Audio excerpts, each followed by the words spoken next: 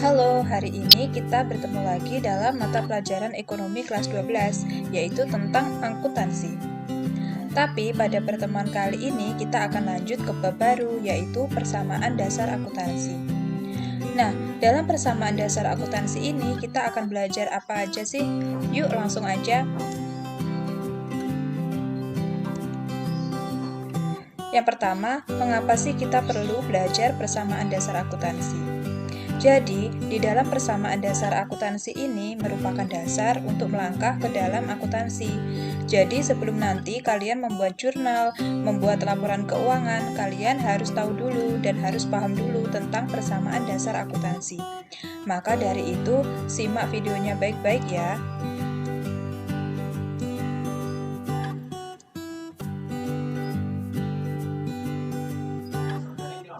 Jadi, apa sih yang dimaksud dengan persamaan dasar akuntansi ini? Jadi, persamaan dasar akuntansi ini menggambarkan pengaruh transaksi keuangan terhadap posisi keuangan perusahaan yang meliputi harta atau aset dengan sumber dananya. Jadi, harta atau aset perusahaan harus jelas berasal dari mana sumber dananya. Kita langsung aja ke contohnya aja yuk. Sebagai contoh, misal seorang pengusaha mendirikan sebuah perusahaan. Nah, perusahaan ini sih punya apa aja dan sumber dananya dari mana?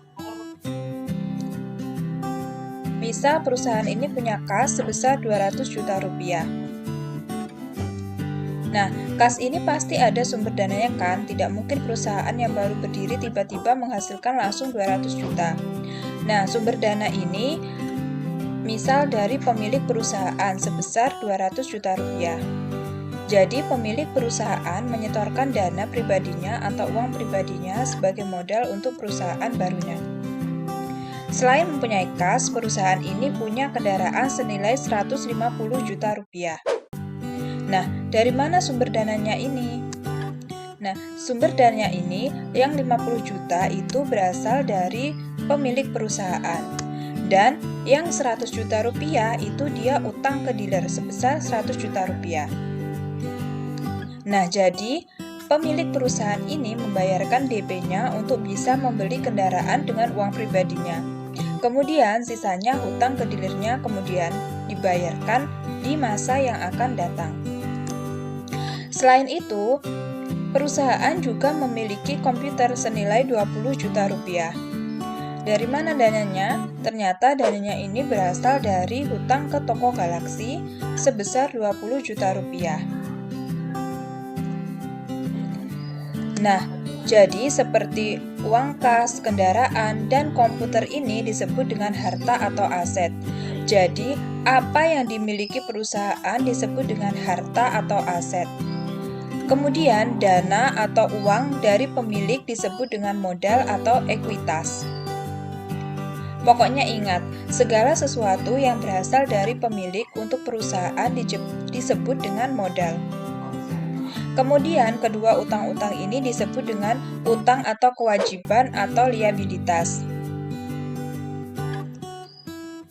Nah, dalam persamaan dasar akuntansi ini, apa yang dimiliki perusahaan tersebut nilainya harus sama dengan sumber dananya. Jadi tidak boleh ada perbedaan. Sekarang kita jumlahkan 200 juta rupiah ditambah 150 juta rupiah ditambah 20 juta rupiah.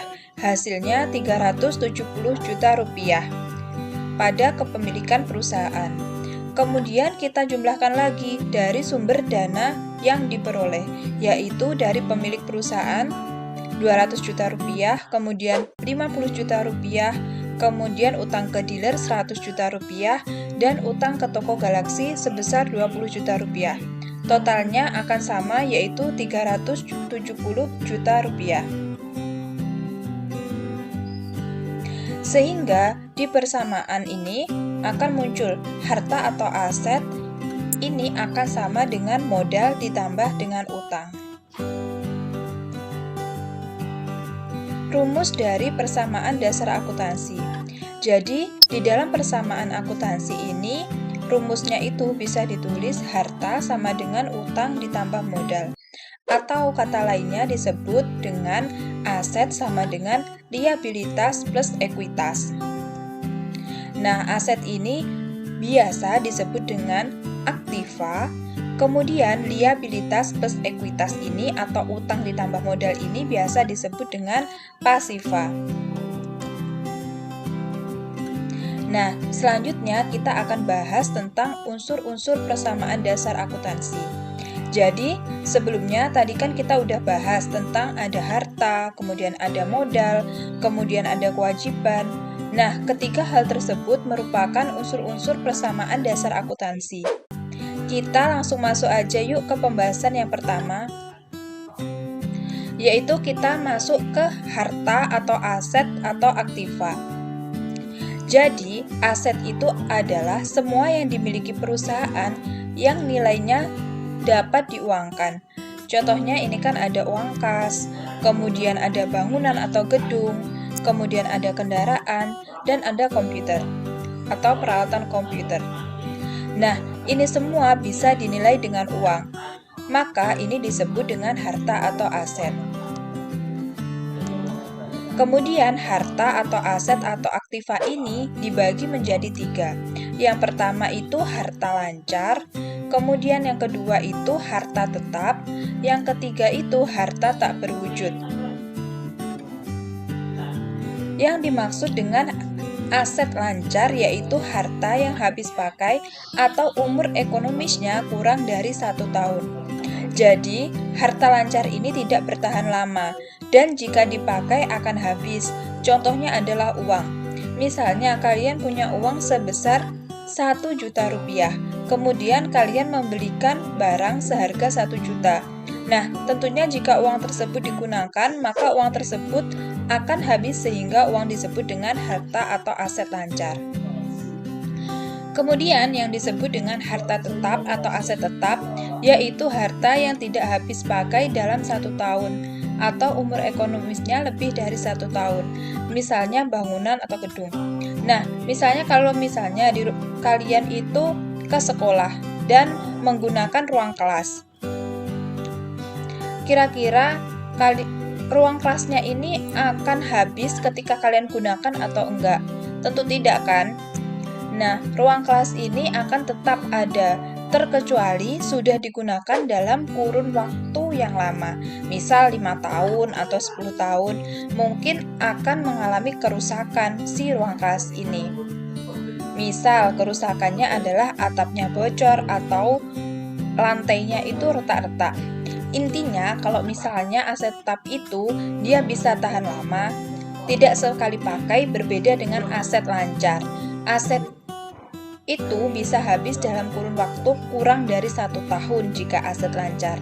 Sedangkan aset tetap itu jangka waktu pakainya panjang, biasanya lebih dari 1 tahun. Kemudian ada aset atau harta tak berwujud. Adalah aset non-moneter atau wujud fisiknya dia itu sebuah aset tapi tidak berwujud atau tidak ada wujudnya. Contohnya misalnya adalah hak cipta atau copyright. Terus misalnya, nama baik perusahaan itu disebut dengan aset tak berwujud juga. Kemudian, selanjutnya kita akan bahas mengenai akun-akun aktiva atau harta atau aset. Yang pertama itu ada kas atau uang tunai, kemudian tanah, kemudian bangunan, kemudian wesel tagih atau piutang wesel, kemudian piutang usaha. Nah, jadi di piutang usaha ini adalah ketika kita memberikan kredit atau utang kepada pihak lain. Berarti pihak lain itu kan harus membayar kepada kita, sehingga masuk ke aktiva. Kemudian ada peralatan, kemudian ada perlengkapan. Perlengkapan itu kalau misalnya kita membuka usaha konveksi atau jahit. Nah, perlengkapannya itu dapat berupa benang, jarum, dan peralatan itu dapat berupa mesin jahit. Nah, tapi kedua ini merupakan kepemilikan dari perusahaan sehingga masuk ke dalam harta atau aktiva. Kemudian selanjutnya adalah beban dibayar di muka. Misalnya kita menggaji karyawan kan. Nah, sekarang kan bulan Agustus. Nah, gajian di bulan September itu kita sudah bayarkan oleh perusahaan kepada karyawan. Nah, itu termasuk beban dibayar di muka atau biaya kita bayar di muka dahulu. Jadi bukan kita yang berhutang kepada karyawan, tapi karyawan yang berhutang kepada kita. Kita di sini maksudnya adalah perusahaan, karena gaji karyawan sudah dibayar terlebih dahulu.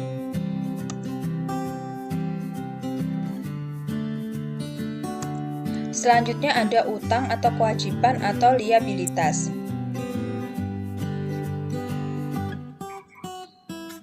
Jadi, utang atau kewajiban atau liabilitas ini merupakan kewajiban atau kewajiban sebuah perusahaan kepada pihak lain akibat transaksi yang terjadi di masa lampau yang harus dibayar atau dilunasi. Kemudian, kewajiban ini dibagi menjadi dua, yaitu utang lancar dan utang jangka panjang. Nah, apa sih yang dimaksud dengan utang lancar? Jadi kalau hutang lancar ini yang harus dibayar kurang dari 1 tahun. Jadi jangka pendek ya, contohnya adalah utang usaha. Kalau utang usaha ini misalnya kalian fotokopi KTP. Fotokopi itu tapi tidak langsung kalian bayar. Misalnya kalian bayar setelah 1 minggu baru dibayar. Itu masuk ke dalam utang usaha karena waktunya itu kurang dari 1 tahun. Kemudian ada pendapatan diterima di muka. Kenapa pendapatan diterima di muka ini masuk ke dalam hutang? Contohnya misalnya, kalian seorang penjahit, ada yang mau menjahit baju kalian. Kemudian beliau sudah membayar uangnya ke kalian, sedangkan bajunya belum jadi. Bajunya itu berarti adalah utang yang harus kalian bayarkan. Kemudian yang ketiga itu adalah beban yang masih harus dibayar. Yang masih harus dibayar berarti misalnya sekarang kan bulan Agustus, sedangkan gaji karyawan bulan Juli lalu belum dibayarkan. Berarti perusahaan itu memiliki hutang kepada karyawannya karena karyawan telah bekerja dan belum dibayar. Kemudian yang dimaksud dengan utang jangka panjang yaitu utang yang lebih dari 1 tahun. Contohnya utang bank atau utang hipotek. Nah, misalnya kalian perusahaan meminjam uang ke bank sebesar 100 juta rupiah. Tidak mungkin kan kalian 100 juta itu langsung dibayarkan dalam jangka pendek, pasti akan dibayarkan dalam jangka panjang karena adanya angsuran. Misalnya untuk pinjaman sebesar 100 juta dalam kurun waktu 5 tahun yang disebut dengan utang jangka panjang. Jadi, bisa kalian bedakan ya antara utang lancar dan utang jangka panjang. Kemudian selanjutnya adalah tentang ekuitas atau modal. Jadi ekuitas ini merupakan hak pemilik perusahaan atau kekayaan dari aset perusahaan. Kemudian unsur-unsur yang mempengaruhi modal. Yang pertama ini adalah pendapatan. Pendapatan ini adalah maksudnya peningkatan modal atau ekuitas pemilik yang diakibatkan oleh proses penjualan barang atau jasa kepada konsumen, sehingga pendapatan ini sifatnya menambah modal. Yang kedua adalah beban atau biaya. Nah, kalau beban atau biaya ini adalah aset atau jasa yang digunakan dalam proses menghasilkan pendapatan. Contohnya ini adalah karyawan, ataupun iklan, ataupun pemasaran, dan lain-lain. Jadi beban di sini akan mengurangi modal. Kemudian yang ketiga ada prive.